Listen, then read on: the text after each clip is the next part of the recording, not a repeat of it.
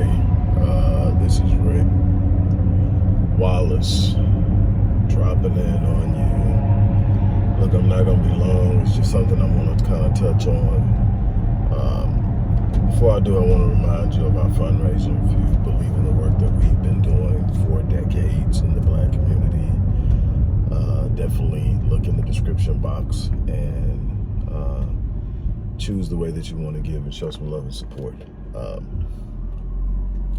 I've been very careful in approaching this. I didn't want to jump on it immediately. You guys know me. I'm not real big on jumping on trends or getting on something while it's hot for the sole purpose of driving up views. So I come in on the back way and I don't get a whole lot of views and clicks, but I'm real careful on how I deal with things. Number one is I want it to have meaning. I'm not here just for sound bites and clickbait and all that other stuff. That's why I'm very careful in how I set up my titles. I want it to be directly related to what I'm talking about. And so I've been really wrestling with how I want to approach this.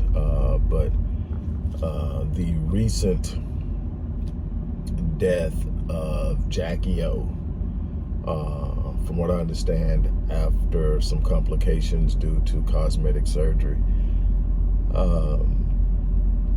And I want to talk about the family element, something that's probably going to be missed in the conversations. A lot of people are talking about the whole cosmetic surgery. I've done lectures on this stuff, so I'm not going to do a tirade about our sisters in plastic surgery.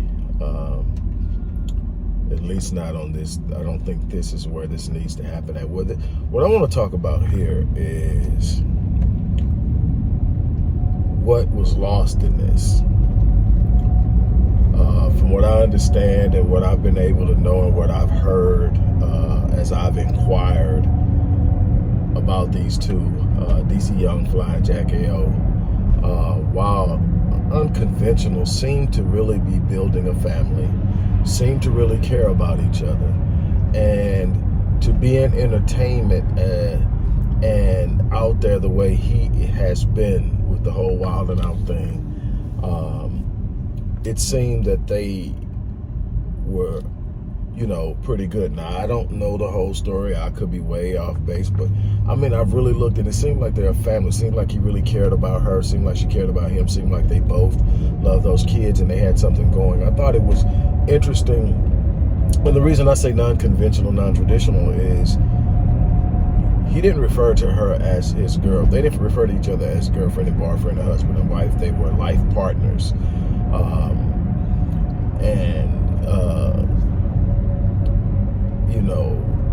I'm not one to rattle somebody's idea or the semantics of how someone refers to a situation or a particular thing. I'm more concerned in how they are expressing it, how they are living it. And from what I can see, they were living it well. And now we have a young black male who is left with the responsibility of rearing these children without their mom. Having been a single parent and a man, those are some challenges.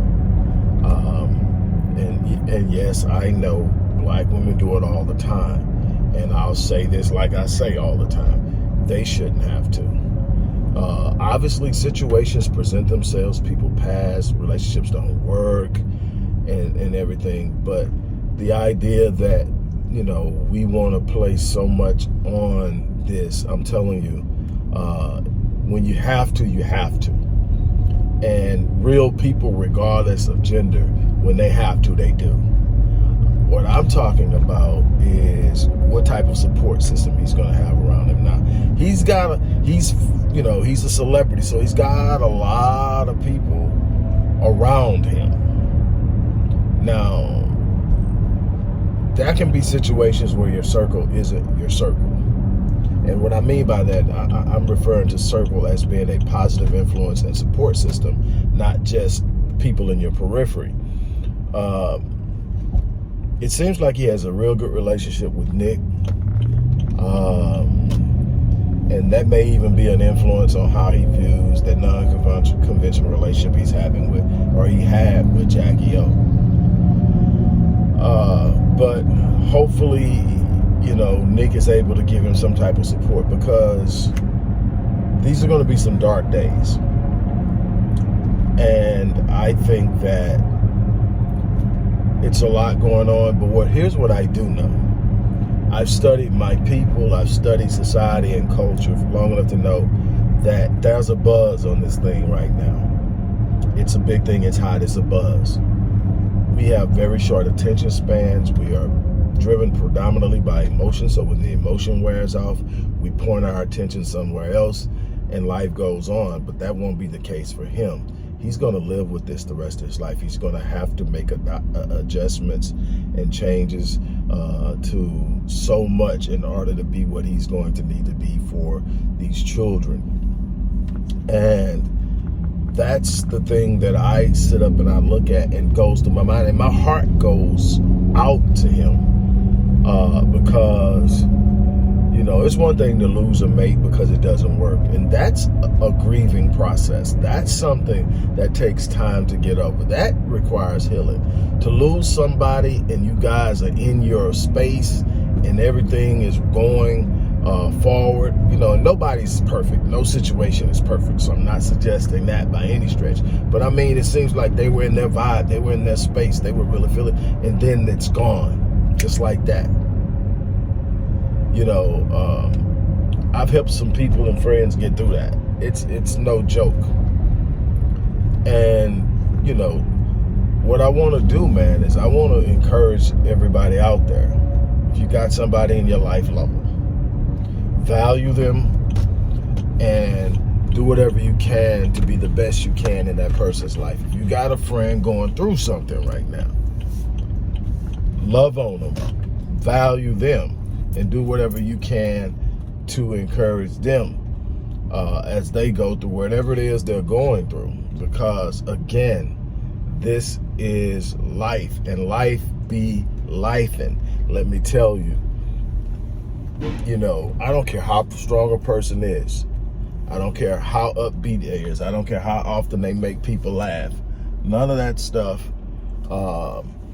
is going to make them innocuous to the throes of life. When life throws a curveball, they're going to miss some of them. They're not going to hit everything out of the park. They're not going to have the answer for every situation. And so with that, you got to really, truly understand the need to be there for your friends, your loved ones, your family, and everything. So I'm going to just sit up here and say, man, my heart goes out to him, her family, those kids, my God, you know, all of that.